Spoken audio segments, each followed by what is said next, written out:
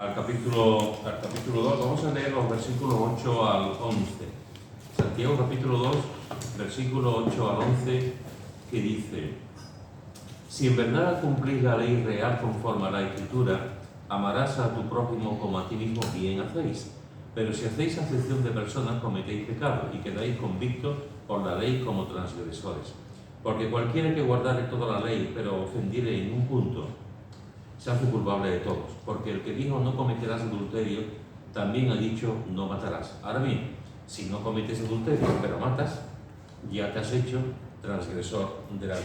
Y creo que en los dos últimos estudios, quitando de la semana pasada que lo dio Fernando, en los dos últimos estudios hemos visto cómo Santiago está hablando de la práctica de la imparcialidad. El creyente no debe hacer ningún tipo de favoritismo ni debe discriminar a nadie, ni por color, ni por religión, ni por condición social, absolutamente por nada. No olvidemos nunca, personas, hermanos, de verdad, no olvidemos nunca que las personas son importantes porque son personas y que todo el mundo está hecho a la imagen y semejanza de Dios. Que a veces creemos que solamente somos nosotros los que estamos hechos a imagen y semejanza de Dios. Hay un montón, o sea, ni todo el mundo bienvenida. Todo el mundo, alegramos de verte. Todo el mundo está hecho a la imagen y semejanza de Dios. Y todo el mundo merece respeto y dignidad como persona. Y de esa parte, de esa base, tenemos que andar con todo el mundo y tenemos que respetar a todo el mundo. Lo que Santiago está diciendo en este capítulo que estamos estudiando es cuidado con la discriminación, cuidado con el favoritismo, cuidado con la acepción de personas. Él pone un ejemplo sobre eso, y ya lo hemos visto. El ejemplo que pone es qué ocurre en una iglesia cuando entra una persona muy pobre y una persona muy rica. ¿Cómo reaccionamos? ¿Qué hacemos? ¿Hacemos distinción porque una persona es muy rica y la otra no?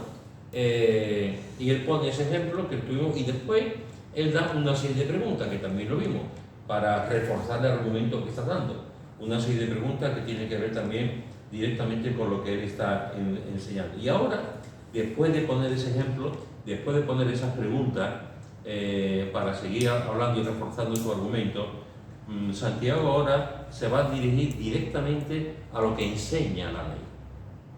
Ahora se va a dirigir a lo que realmente enseña la ley. Y a ese respecto dice en el versículo que hemos leído, versículo 8, dice: pero vosotros, versículo 6, si en verdad cumplís la ley real conforme a la Escritura, amarás a tu prójimo como a ti mismo. Fijaros que dice: si en verdad cumplís la ley real conforme a la Escritura. Santiago aquí da por hecho que efectivamente había dentro de la gente que estaba leyendo, que iba a leer su carta, dentro de la gente que se estaban reuniendo en los diversos lugares donde estaban dispersados, Santiago daba por hecho de que había gente que estaban cumpliendo la ley. No olvidemos todavía que los evangelios no estaban escritos, los evangelios todavía no estaban en circulación. La iglesia estaba en su primer fervor. Todavía no había enseñanzas, digamos, oficiales.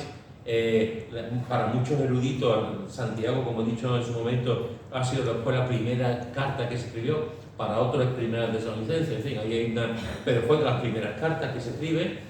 Todavía la iglesia no tiene una estructura. La iglesia todavía no tiene un liderazgo consolidado.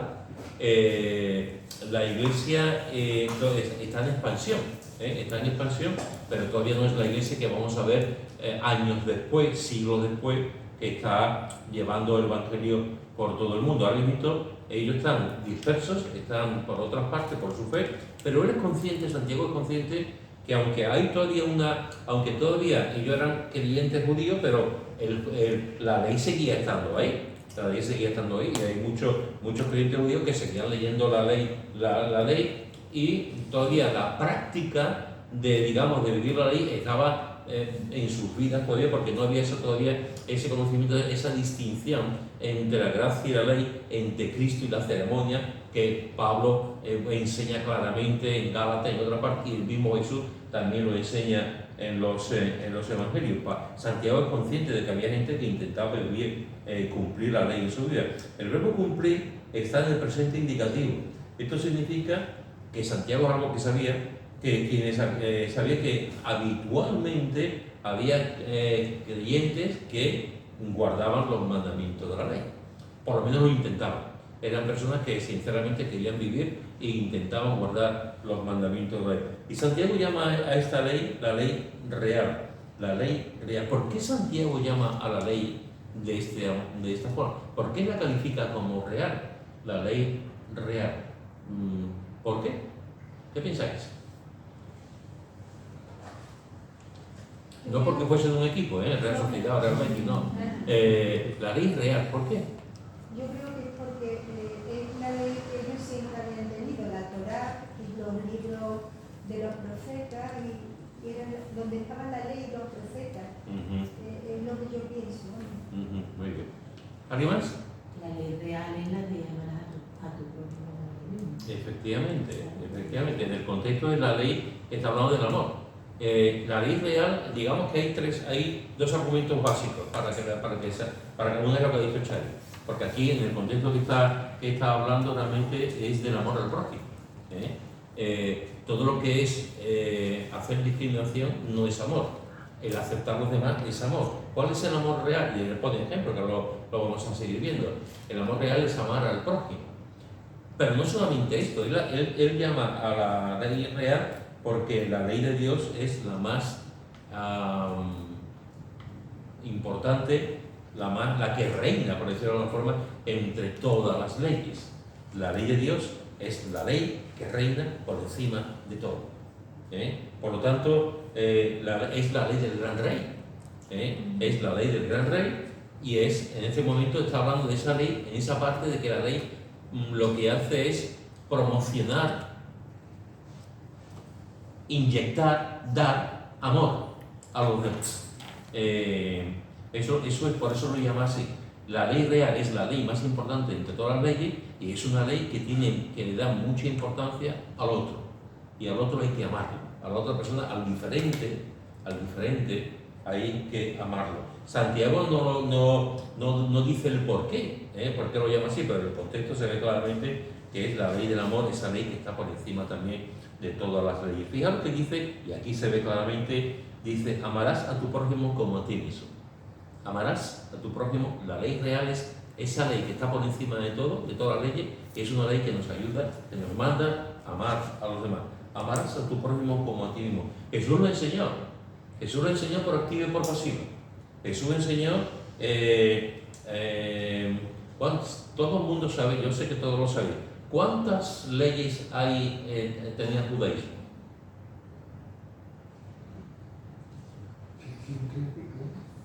613, efectivamente. 613 mandamientos tenía la ley. 613 mandamientos. ¿Qué es lo que hace Jesús? Es interesante porque, fijaros, alguien dijo una vez, de los 613 preceptos que tiene la ley, se resumen en 10, los 10 mandamientos. De esos 10, Jesús lo resume en dos. Amará al Señor por encima de todo y amará a tu prójimo como te viene. Y Jesús lo enseñó. Jesús lo hizo por activa y por pasiva. Jesús enseñó mucho acerca de esta ley. Se resume así: amarás al Señor tu Dios por encima de todo y amar al prójimo. Y concretamente, fijaros que estos mandamientos estaban siendo quebrantados por la práctica del favoritismo. ¿Cómo se puede amar a una persona si yo prefiero a otro que a ti? ¿Cómo puedo yo amar a esa persona? Decir que yo amo al Señor si realmente yo a ti no te estoy amando. La ley de Dios, la ley regia, la ley del amor, no se limitaba solamente a los 10 mandamientos, sino que incluía toda la ley de Dios. Y en esa ley reflejaba el carácter de Dios. ¿Cómo es el carácter de Dios? Pues el carácter de Dios es un carácter amoroso, es un carácter de pacificador, es un carácter de tierno. La ley de Dios está ahí, y no olvidemos nunca, hermanos y hermanas, que aunque ahora no nos regimos por la ley ceremonial, la ley sí sigue teniendo un componente ético y moral. La ley nos sigue hablando en muchos sentidos. Ya no tenemos que hacer ceremonia, ya no tenemos que circuncidarnos, ya no tenemos que matar animales, ya no tenemos que entrar en el lugar santo o el lugar santísimo, el sacerdote. ya no, eso ya ha pasado, pero la ley ética, la ley moral sigue ahí, y esa enseñanza sigue ahí hasta en todo momento, ¿no? Ahora nosotros tenemos otra ley, la ley de la gracia, la ley del amor, como el Señor nos enseña. Pero lo que la Biblia nos enseña claramente, y la ley también enseñaba, es que tenemos que amar al prójimo. Tenemos que amar al Señor por encima de todo, y tenemos que amar al prójimo. Pablo también lo enseñaba, Jesús lo enseñaba, Santiago lo enseñaba, y mira lo que dice en Romanos capítulo 13, versículo 9. Romanos capítulo 13, versículo 9. ¿Quién lo tiene?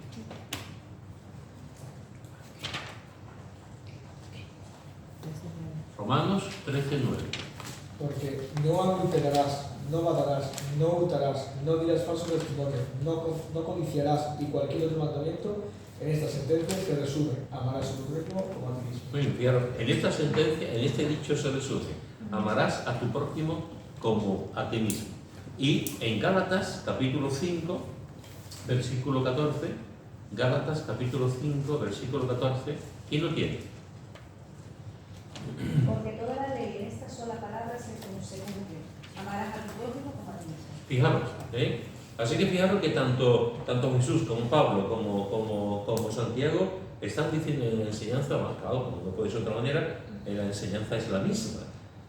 La ley se resume en esto: amarás al Señor y amarás a tu prójimo, y es interesante esa connotación que tiene, como a ti mismo, como a ti mismo. Si nos vamos a amar, amarse como si mismo significa que soy el más guapo, soy el mejor, no significa eso, pero sí significa que lo que tú quieres, lo que a ti te da placer, lo que a ti te gusta, lo que a ti, igual que los demás. Pero pasa que en esta sociedad tan egoísta que tenemos, es imposible que una persona te diga que te ame, que tenga más como a ti. Ya. Porque la sociedad te enseña a ti mismo, tu primero, tu segundo, y ni siquiera como para No hay nadie más. Sí.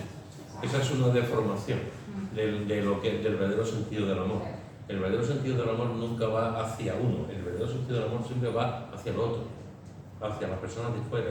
Ese es el verdadero sentido del amor. Evidentemente, si uno tenemos que aprender a amarnos, ¿no? Claro que tenemos que aprender a amarnos. Primero porque Dios nos ha hecho. Segundo porque somos templo del Espíritu Santo. Y tenemos un valor delante de Dios. Tenemos que aprender a amarnos. Gracias a Dios por cómo nos ha hecho. Gracias a Dios por el cuerpo que tenemos. Gracias a Dios por la inteligencia. Gracias a Dios por las emociones, por el carácter que tenemos. Tenemos que amarnos.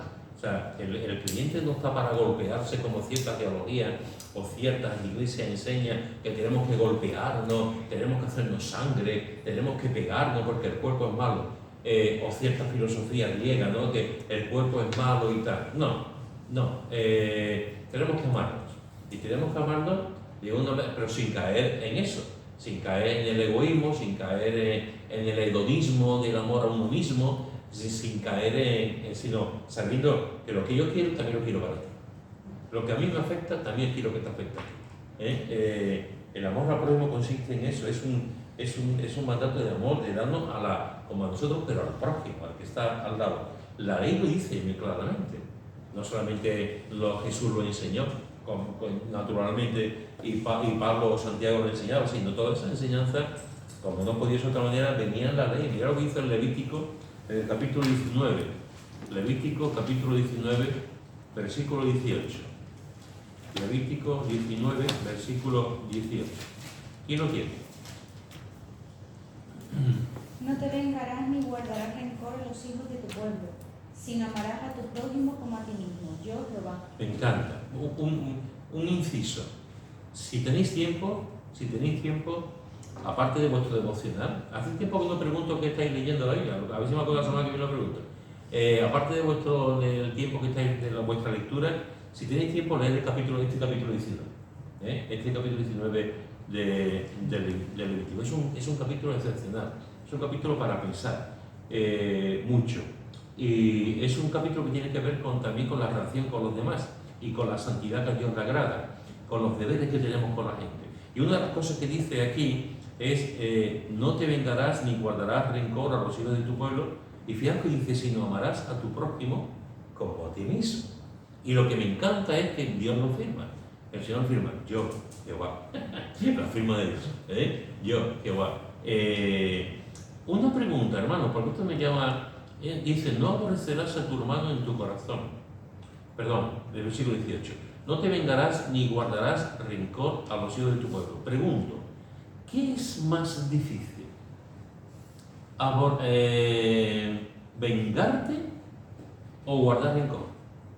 ¿O qué es más fácil? ¿Vengarte o guardar rencor? Porque si tú eres como yo, habrá momentos en que te quieres vengar. Si tú eres como yo, hay momentos que te digo, si yo pudiese con una espada te cortaba el cuello. Si yo pudiese lo que pasa es que dices tú, bueno, Señor, tú no quieres que yo haga esto. Pero el deseo de venganza, aunque seamos creyentes, aunque podamos cambiar otras palabras y podamos poner una túnica y podamos decirle, el deseo de venganza a veces es muy duro. Pero digo yo, ¿qué es más difícil vivir? ¿La venganza o el rencor? Yo creo que el rencor va unido a la venganza. Cuando una persona tiene rencor por la otra, hacia otra persona, en el fondo tiene ganas de vengarse.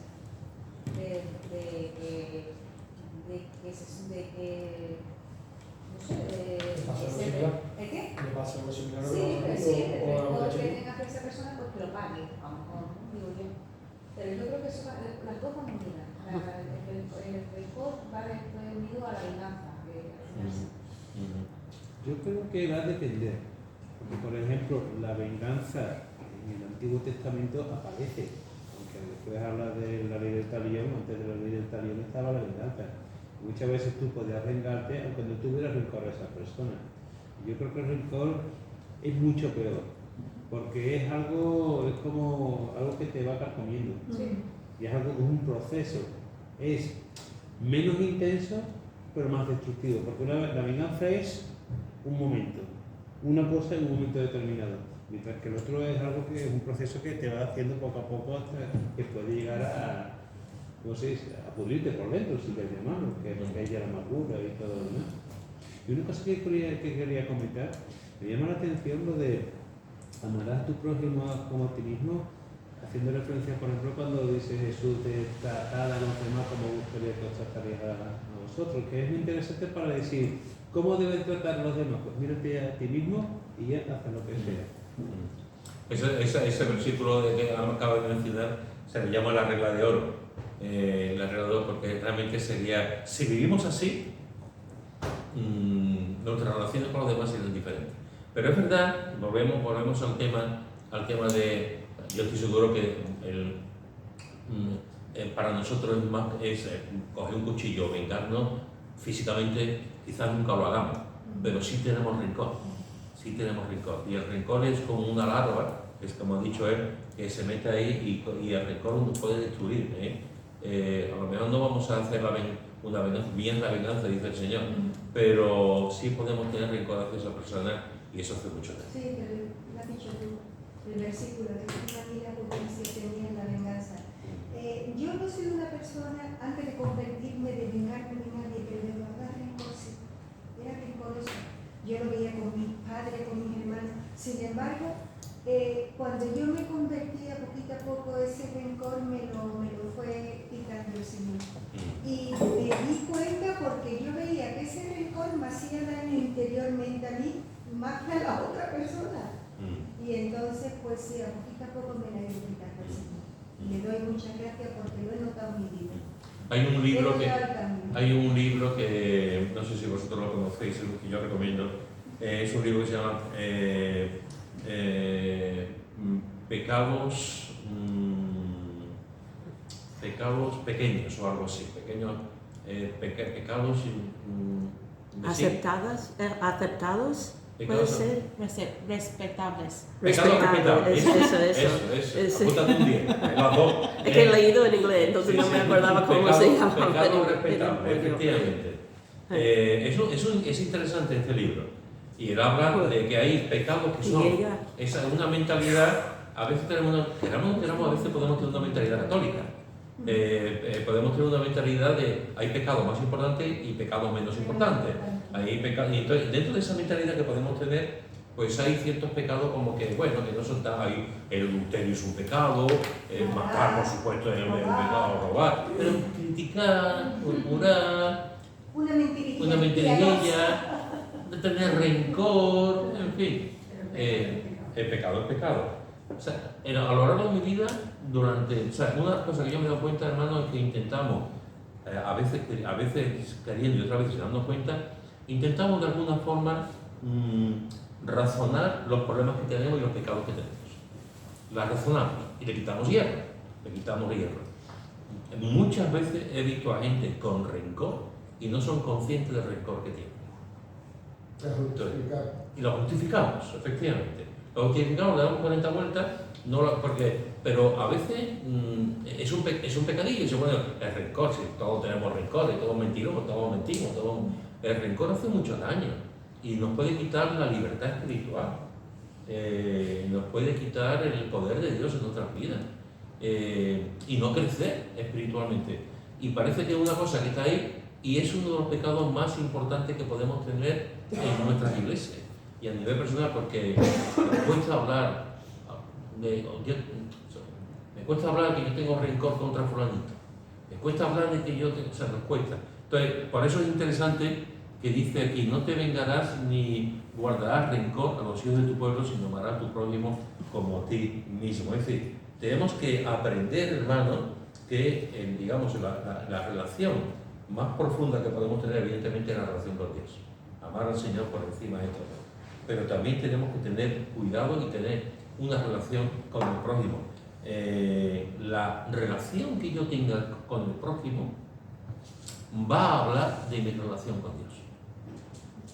La relación que yo tenga con el prójimo va a hablar de cómo está mi relación con el Señor. Mira lo que dice en 1 Juan, en el capítulo 4, versículo 20 al 21. 1 Juan, capítulo 4, versículo 20 al 21. ¿Quién lo tiene?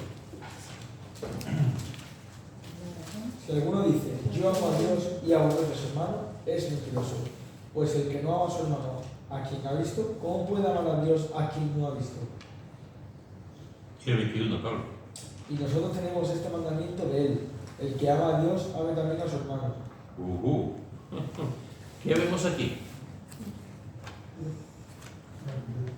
¿La qué? La piedad. Muy bien. ¿Qué más?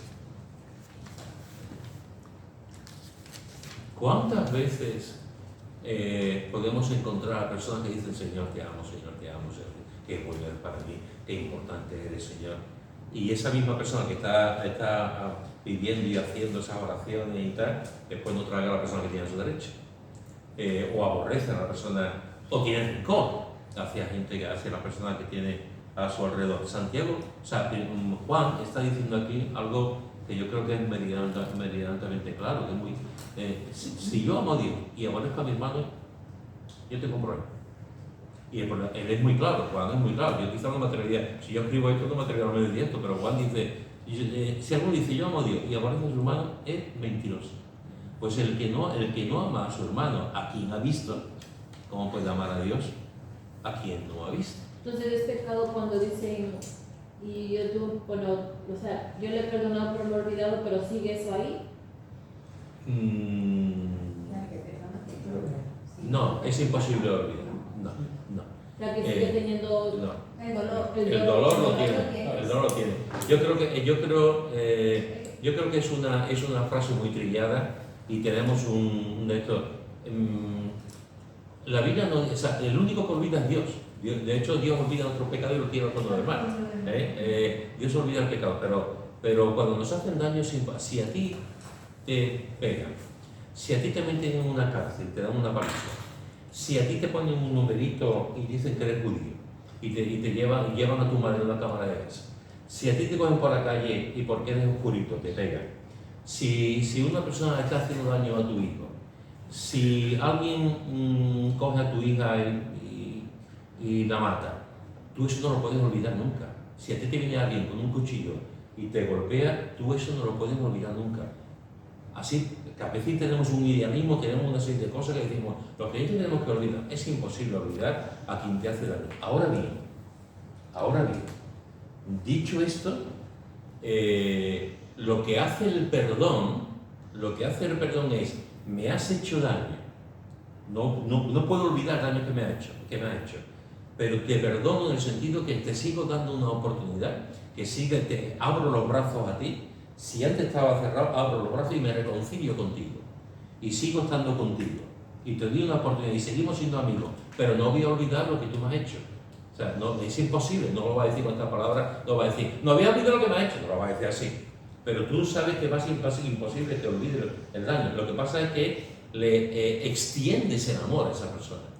Y aun cuando tú estás sabiendo y recordando lo que te ha hecho, eres capaz de abrazarlo. Eres capaz de abrazarlo, eres capaz de orar con esa persona, eres capaz de continuar con él el mismo camino, aunque no puedas olvidar, porque es imposible que olvide que te ha pegado, que te ha dado, que te ha hecho daño. Eso es imposible. Los humanos no tenemos esa capacidad, eso Dios lo hace. Ahora, lo que sí tenemos es la capacidad de decir, sigo contigo, sigo dando oportunidades, seguimos juntos en el camino. No tengo nada contra ti en el sentido de que seguimos, no pongo una pared, sino quito la pared. Realmente realmente perdonamos cuando nos deja de doler. Ahí es cuando realmente hemos perdonado. Porque eso que te han hecho no va a desaparecer nunca. Yo, por ejemplo, he tenido unos amigos que ha habido un momento en que nos hicieron una cosa en la que nos sentimos traicionados. Ya no vamos a tener esa misma confianza. Y durante un tiempo me ha estado doliendo. Ahora estos, que son hermanos, estoy con ellos, no tengo ningún problema, la confianza ha desaparecido, pero ya no tengo dolor. Entonces, en realidad lo he perdonado ya. A mí, por lo menos, desde mi punto de vista, el dolor es el indicador del perdón. Es decir, tú lo perdonas realmente cuando ya no te duele. Porque eso es lo que me decían muchas veces. Si a ti te hacen una herida, te duele, pero después deja de dolerte, pero siempre estará esa cicatriz. Eso no se va a olvidar. Lo que es distinto es cómo lo vas a ver ese momento. ¿Te sigue doliendo? Entonces no has terminado como tal. Necesitas todavía pasar ese duelo. Ese realmente es no guardar rencor, ¿no? Lo que estaba hablando antes. Sí. En realidad, cuando tú perdonas a una persona que te ha hecho daño, estás quitando el rencor de tu hijo.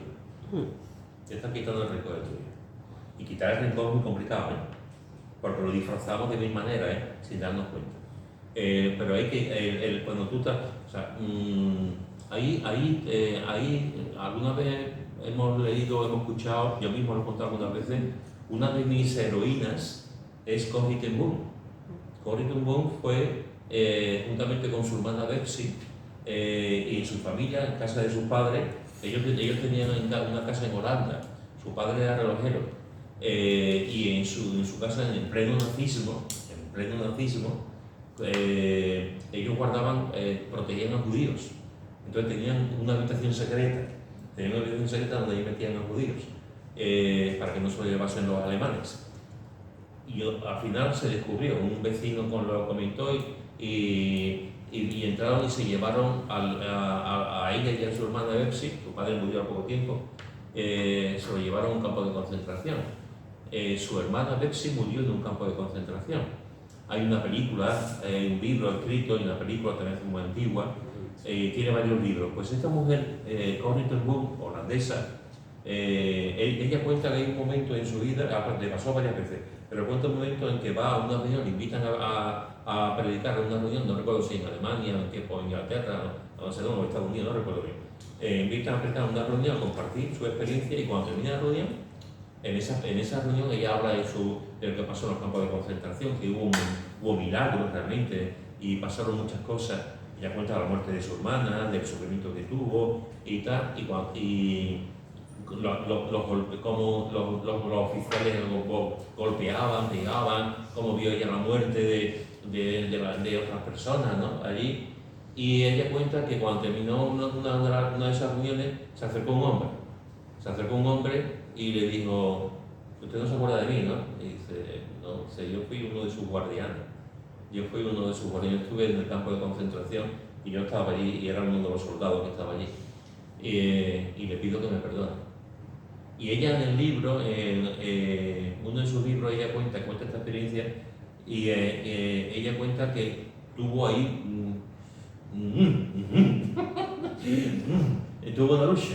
tuvo una lucha, sé qué hago, ¿no? Se le perdono, y se, que le di un bofetón y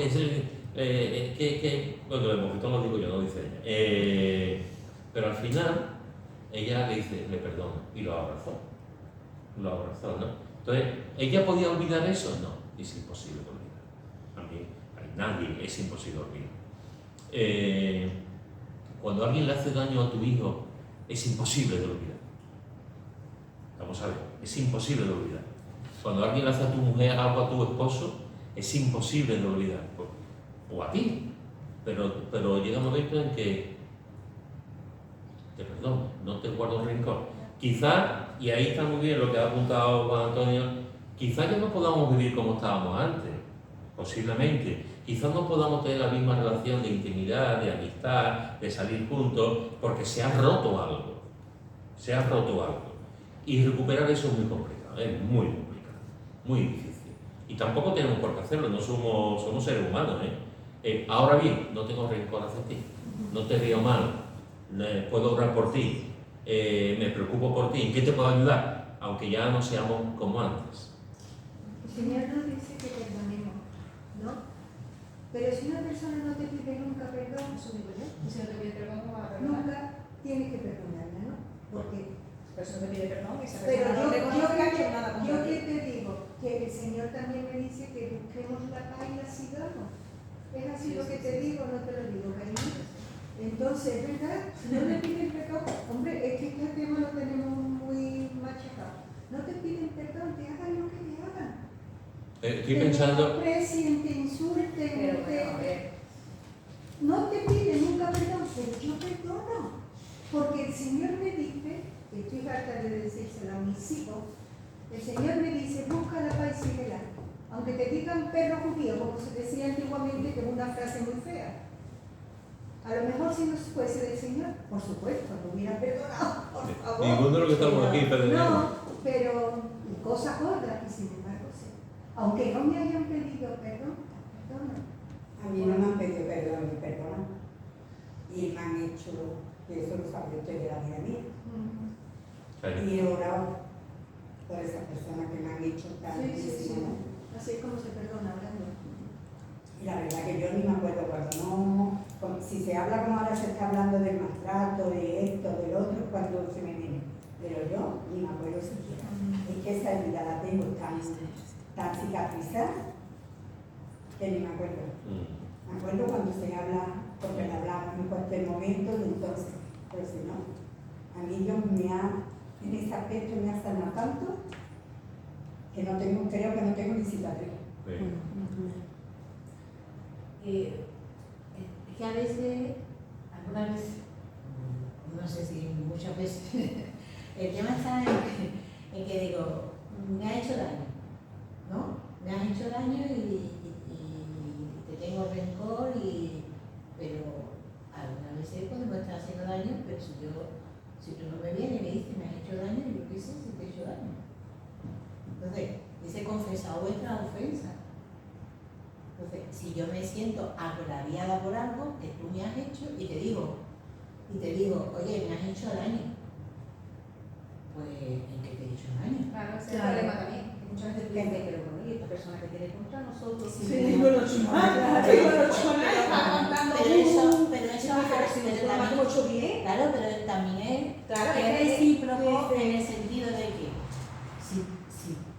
si tú me estás diciendo que tú me has hecho daño, Dímelo. dime que... Y te pido perdón si tengo que pedírtelo. Vale. Si tengo que pedírtelo, porque a lo mejor es cosa tuya. Pero también está lo Sí, otro, pero- pero también está lo otro. Claro, Si claro. tú ves que la otra persona, por lo que sea, pues ni te mira ni te habla, ni te...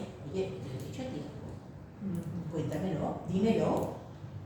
Dime qué te he hecho. Porque algunas veces también, dime qué te he hecho. Entonces, para que podamos hablar, Muchas veces se sabe que se ha hecho daño. pero La gente es tan tonta. a veces... Yo no veo a la gente tan tonta tampoco. No, pero es bueno, por lo menos, como dice, confesar vuestra ofensa es, te he hecho daño, dime en qué te he hecho daño, Claro, para que claro. yo sepa Exacto. en qué te he hecho daño y te tengo Y que si pedir el perdón, te voy a pedir o es perdón. cosa tuya, porque a lo mejor es una fantasía de esta persona que se piensa que de hecho le hemos hecho algo, se ha hecho algo y no, de hecho tiene. De todas formas, da igual que la persona piense que es una fantasía o no. Aquí tenemos como creyentes tenemos muchos problemas, pero uno de los problemas que tenemos es que no somos capaces de mirarnos a los ojos y hablar. Y tenemos, o sea, ocultamos muchas veces las cosas, en vez de ir a la persona y decir, mira, tengo esto. A veces resulta que estamos hablando antes de cuando, si una persona, como tú has dicho antes, si una persona no me pide perdón, ¿cómo voy a perdonar? Estaba pensando en la cantidad de gente, cuando estaba Jesús crucificado, que le estaban diciendo a Jesús, perdóname, yo no he escuchado a ninguno. Yo solamente escuché a Jesús, espérate. Yo solamente escuché a Jesús que decía, perdónalos porque no saben lo que hacen. Entonces, dejadme deciros que el perdón no es una opción. El perdón no es una opción, el perdón es un mandato. Es un mandamiento. Entonces, Jesús nos manda perdonar. No nos manda cómo nos levantemos nosotros ese día. Pero que yo me refiero, Pedro, que si yo no sé que si he hecho mal, ¿cómo voy a Sí, perdonar? pero Si yo no sé que te he a hecho eso mal. iba. Es verdad, es verdad. Si Muy tú bien. me dices, oye, tú me has hecho esto y me quedo, digo, de hecho, Totalmente de perdóname, acuerdo, ¿no? totalmente. Perdóname que no te quería hacer daño, o hija, perdóname. Totalmente de Ahora, acuerdo. si tú me dices, tú no me perdonas porque tú estás diciendo, si yo sabía que te he hecho algo. Totalmente de acuerdo. O sea, uno de los problemas que tenemos es que a veces me pasa algo con Chari, Claro. me quedo callado y no le digo nada. Entonces, claro, no le digo nada. Pero, vamos a ver, pero, eso es, ella me lo nota. Entonces, ella que me nota, me dice, yo no se lo digo, pero ella, oye Pedro, ¿qué te pasa? Entonces, el problema que a veces tenemos en la iglesia, en la casa, en los compañeros de trabajo, que a veces yo tengo un problema y no te lo digo. Eso es un problema que tenemos que ir a la persona. Somos personas, somos hermanos. Oye, me han hecho daño, tengo esto, y hablamos. Pero como no somos capaces, pues no me llaman a pensar, no tengo miedo, ¿qué van a decir? Somos mejor ponerlo debajo de la alfombra, que nadie se entere. Esas cosas que no. Sí, o pero muchas veces, Pedro, porque al hablar hay personas que no saben dialogar, pelean. Entonces no se puede hablar con esas personas. Es buscar una pelea, entonces corre un poquito. Bueno, pues los motivos que sean, ¿no? Los motivos que sean. Pero lo que es una cosa que también yo noto, o sea, yo creo que todo el mundo sabe cuando alguien tiene una relación, de pronto una relación seca, o la que hay, y ya no te habla como antes, no te abraza, no te dices, aquí está pasando algo. Entonces, o yo me quedo callado, como el otro, o vas a esa persona. Vas a esa persona y dices, oye, ¿te he hecho algo? Entonces, a veces fallamos por una parte, pero también fallamos por la otra. Entonces, tenemos que aprender. No sé si he contado, esto lo he contado muchas veces, pero Charly y yo conocemos a un psicólogo que ya está con el Señor, un hombre de Dios. Es pastor. Y un día estaba predicando en la iglesia, y de pronto ve que un niño está en la primera fila y el niño está así. Mirando así con los ojos así, mirando al niño, un niño de 6 o 7 años, mirando al pastor. Terminó la predicación y tal, y el pastor no le prestó más atención. Al domingo siguiente está el pastor predicando este así. Y así se llevó 3 o 4 domingos. Y llega un momento en que el pastor dice, niño, ¿por qué me está mirando así? Digo, me está mirando así. Y a las 4 o 5 domingos se acercó al niño. Y le dice, hola, ¿sabes? Yo te he dicho algo porque veo que me estás mirando así, de una manera muy rara. Y dice el niño, no, es que yo estaba mirando para ver si es tan malo como mi padre dice. Esto es real, esto es real. Estoy mirando a ver si es tan malo como mi padre dice, Imaginaros a los padres hablando del pastor, delante del niño, ¿no? Porque está, que se cree, pues el niño estaba ahí, es tan malo que mi padre dice. Pues, pero el pastor notaba el pastor notaba y un niño lo estaba mirando cuanto más los adultos. Entonces, es verdad, Nuria, totalmente de acuerdo en que a veces somos, permitidme esta expresión entre comillas, como cobardicas. Y no queremos ir a la persona y decir, mira, tengo un problema contigo. Eso es, ese es el problema. Y bueno, somos hermanos y a veces con no hablar lo que hacemos es que aumentamos el problema. Entonces, pero es verdad también que a lo mío resulta, si yo veo que ya mi relación contigo no es igual, oye, te pasa algo conmigo y hablamos, pero tampoco lo hacemos. Pero eso no solo pasa entre conocidos, yo creo que hasta en la familia misma, no lo decimos porque no se sienta mal o lo tome mal y sea peor, pero seguimos con eso ahí. Eso es. Yo creo que es más en familia, ¿no? Que es cuando más trabajo cuesta esa cosa. Y eso tenemos que desterrarlo, hermano, de verdad. Tenemos que desterrarlo. Si yo tengo algo contra ti, vamos a hablarlo. Voy a ti como la palabra de Dios no dice. tengas nada en contra y se piense que tiene algo en contra, entonces yo digo, Pero bueno, eso tampoco. ese es el problema. Pero tampoco es eso, Nuria. Porque si yo veo que tú no estás bien conmigo y digo, Nuria siempre me saluda, mira lo simpática que es, siempre me da besitos, me da 20 euros todos los domingos. Y de pronto. Y ahora. Entonces hay algo que no. Y yo digo, Nuria, ¿te pasa algo conmigo? Entonces tú me cuentas. Y a lo mejor cuando tú me lo cuentas, yo digo, qué tontería.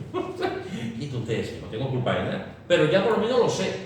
Y yo doy el primer paso para hablarlo. Que después resulta que yo no soy culpable de nada y puedo dormir esa noche tranquilo porque digo, esto no, se ha inventado un rollo. Pero por lo menos lo marcas, por lo menos lo dices, ¿no?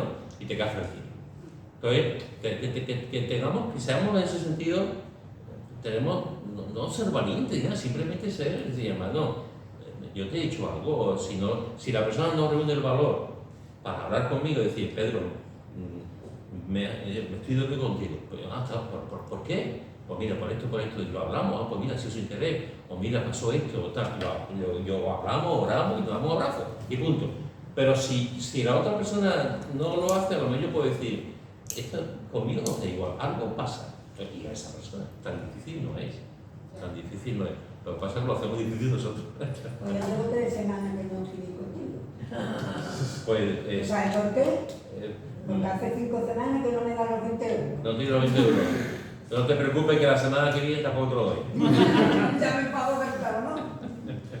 Muy bien, pues bueno, lo que estamos hablando, lo que está diciendo aquí Santiago también es, y lo que hemos visto en primera de Juan, es amar, amamos a Dios, pero la prueba del fuego es que amamos a Dios, pero amamos al hermano. Amamos al hermano, amamos a la persona que está a nuestro lado. Y fijaros que Santiago dice, si Dios no hace acepción de personas, si Dios no se despreocupa de la gente y ama a todo el mundo por igual y a todo el mundo acepta, fijaros que dice, bien hacéis. En el versículo dice, versículo 8, amarás a tu prójimo como a ti. Bien hacéis. Bien hacéis. Es decir, si hacéis esto, si no hacéis acepción de personas, si cumplís la ley real, la ley del amor, bien hacéis. El adverbio bien en el griego es kalos y significa apropiadamente, correctamente. El verbo hacer en el griego es poio y significa hacer algo palpable, realizar una obra visible a los demás. Es decir, lo que está diciendo aquí Santiago es, el creyente que ama a su prójimo como a sí mismo hace una obra tan correcta, hace una obra tan apropiada que todos los demás lo ven. Fijaos lo que está diciendo aquí.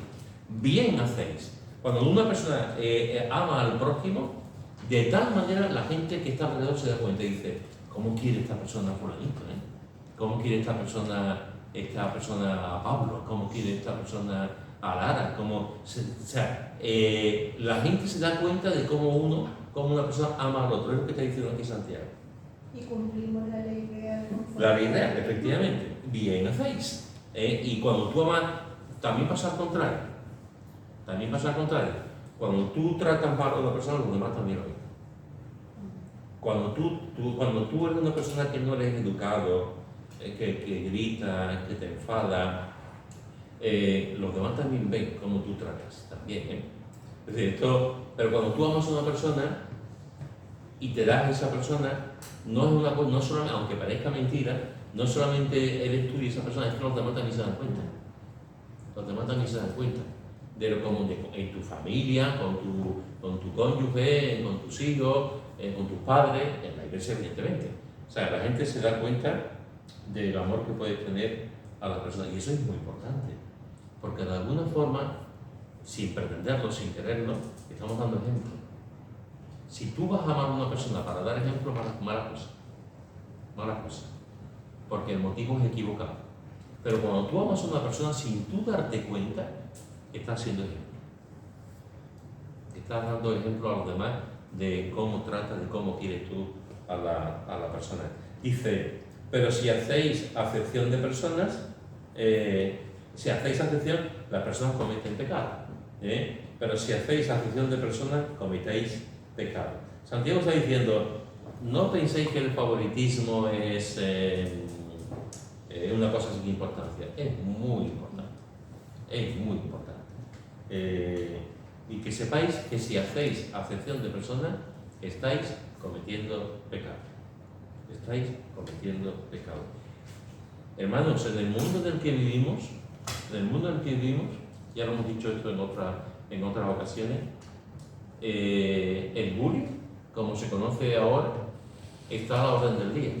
A la orden del día. No solamente con niños. No solamente con niños. También con adultos, En el mundo escolar donde él vive, él seguramente podrá poner muchos ejemplos, pero el tema del bullying hoy en día tenemos que tener mucho cuidado de cómo enseñamos a nuestros hijos, de cómo hablamos a nuestros hijos de los demás.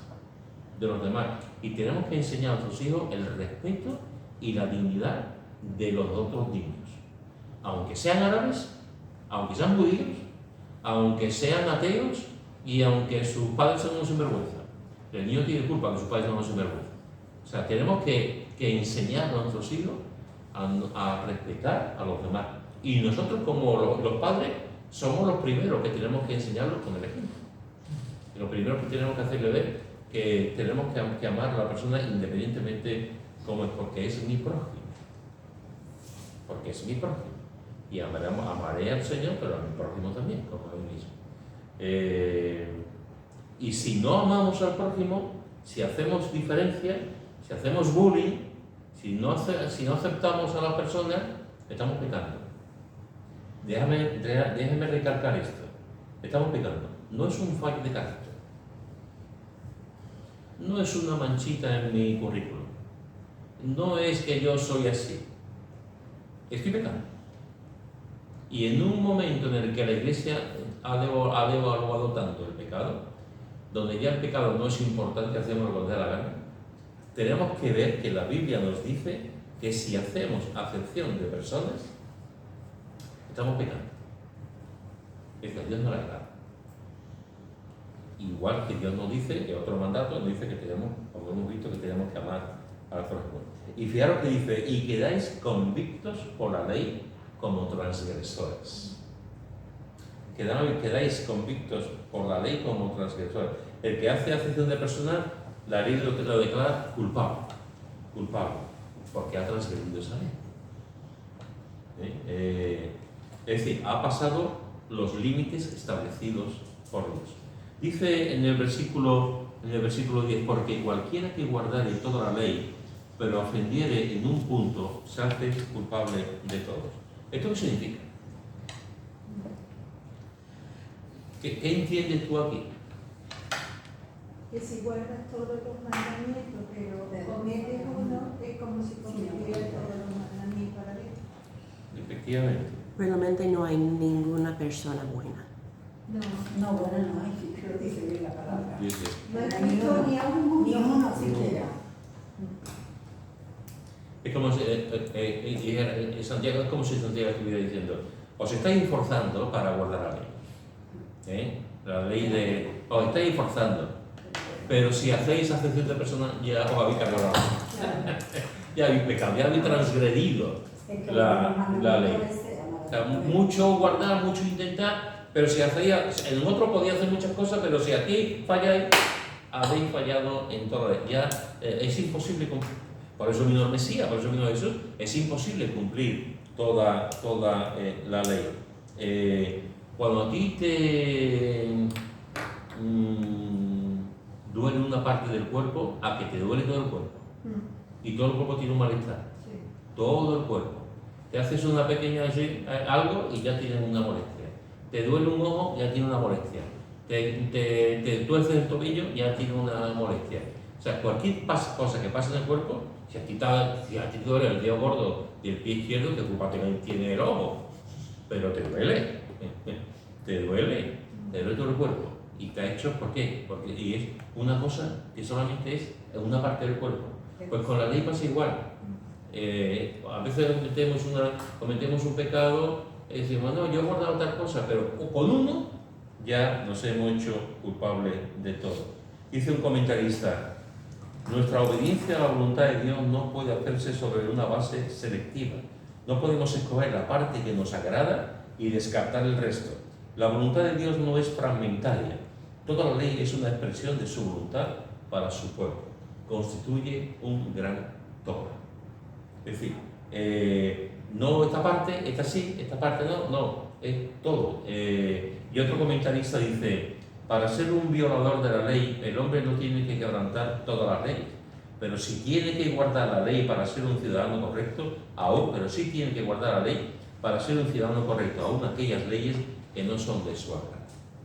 No todo es de nuestro agrado, pero todos tenemos que guardarlo.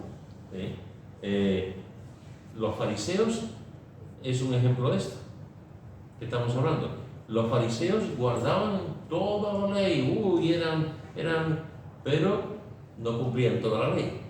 Y si fallaban en un punto, ya fallaban en todo. Y Jesús lo habla, Jesús apunta a eso. Jesús lo dice por activa y por pasiva, lo dice en muchas ocasiones, ay, pero si tú fallas en uno, ya fallas en todo.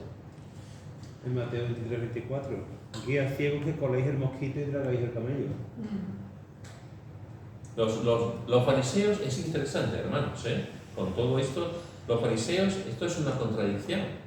Los fariseos intentaban acercarse a Dios, pero cuanto más intentaban acercarse a Dios, más se alejaban de Dios. Esto es como imposible. Te intentas acercar a Dios, pero cuanto más te intentas, más te alejas de Dios. ¿Por qué? Porque habían caído en esto. Habían caído en la ley, pero si tú, desgraciado, si tú has caído en algo, arrepiéntete y sé consciente que has pecado, No eres un santo, no eres una persona de carne y hueso. Y podemos caer en pecado, y le pedimos perdón al Señor. Pero si pensamos que soy perfecto y guardo toda la ley, pues dices tú, no, es imposible. Estás pecando. Pues ya, o sea, todo es imposible porque todos cometemos pecado, aunque sea de un punto. De los 10 mandamientos, pero basta con que uno no, y se derrumba el castillo en ahí. Por eso Jesús vino y es el único que lo ha cumplido perfectamente, sin caer nunca en pecado. Y dice el versículo 11, y con esto vamos a terminar, porque el que dijo no cometerás adulterio también ha dicho no matarás. Ahora bien, si no cometes adulterio pero matas, ya te has hecho transgresor de la ley. Y sigue con su razonamiento. Yo no. Pero otra cosa es, tú no has matado a nadie. Oye, pero has engañado a tu cónyuge. Tú no has engañado a tu cónyuge. Pero tú has mentido. Tú no has mentido, pero tú has robado. Yo no he robado.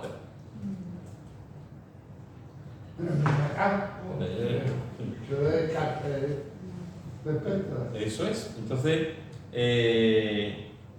la ley hay que verla como una unidad. Una unidad en la que el Señor nos habla y nos enseña y nos ayuda realmente a vivir conforme Él quiere. Pero, hermano, que seamos conscientes que si transgredimos una parte de la ley, un mandato de la ley, nos hacemos culpables de toda la ley. Por eso Jesús vino y murió en la cruz, entre otras cosas, por nosotros, para perdonarnos de todos los pecados y de transgredir continuamente la ley. Así que, hermanos y hermanas, en esta tarde, Santiago está reforzando su argumento. Santiago ha empezado con un ejemplo, ha continuado con una pregunta y ahora se ha ido a la ley. Y el fondo sigue siendo el mismo. Está diciendo su razón de ser a estos creyentes. No hagáis acepción de personas. No hagáis acepción de personas, por ningún motivo. No hagáis, porque la ley de Dios, la ley real, la ley que está por encima de todas, también es la ley del amor. Y no se puede entender el cristianismo sin la ley del amor. Se puede entender otras religiones sin amor, sí, pero el cristianismo no se puede entender sin el amor. Ojo, a veces nosotros los creyentes podemos tener dos tendencias. La primera es que somos demasiado espirituales y amamos al Señor de una manera tremenda, pero no somos capaces de llorar con el que está al lado. No. A veces somos personas que se elevan a la altura, pero nos olvidamos de la gente que llora, nos olvidamos de las personas que tenemos al lado, de las preocupaciones que la gente tiene alrededor. Estamos aquí y oramos, nos levantamos temprano, tenemos nuestro devocional con el Señor, amamos profundamente al Señor, pero no estamos con la gente, nos hacemos selectivos. Ese es un problema que hay. Amamos tanto al Señor que nos olvidamos de amar a la gente. El segundo problema que hay es lo contrario. Amamos tanto a la gente que nos convertimos en creyentes humanistas. Amamos tanto a los demás, les pasamos tanto tiempo con los demás, que nos olvidamos de pasar tiempo con el Señor. Porque todo lo que somos viene de Él. Todo lo que tenemos viene de Él. Y podemos estar preocupados por la gente, ir a campos de refugiados, hacer 1000 kilómetros para dar una Biblia en tal sitio, para dar una comida en tal lugar, y nos olvidamos del amor a Dios. Y amamos a la gente y nos olvidamos del amor más importante. Por eso en la Biblia nos dice amar al Señor por encima de todo, y a tu prójimo como a ti mismo. Y si amamos al prójimo, no seremos selectivos, ni tendremos favoritismo y amaremos a todos por igual, cosa que es muy difícil.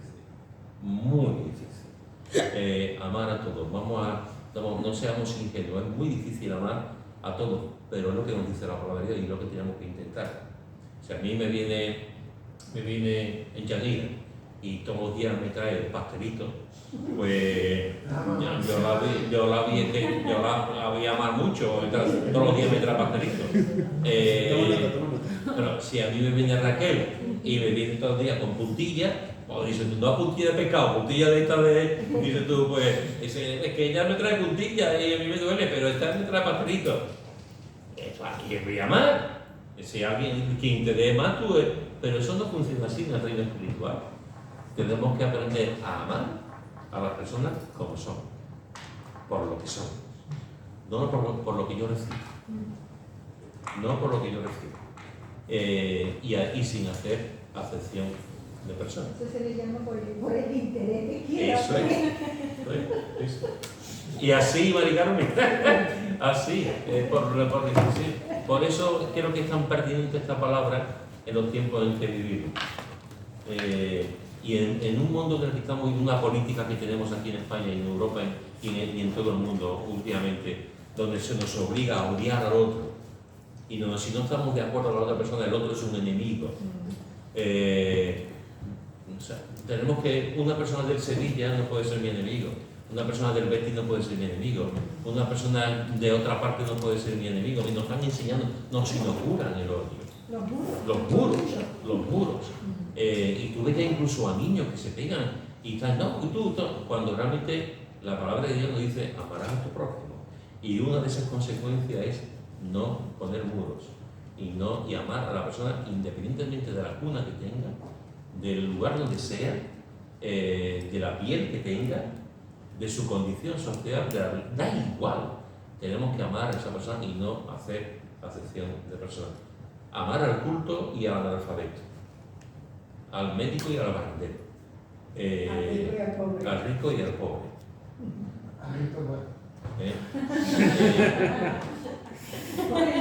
O quizás el rico le dé menos que el pobre. Por eso tenemos que orar para que Pepe sea rico. Bueno, terminamos. ¿Algún comentario más? ¿Alguien que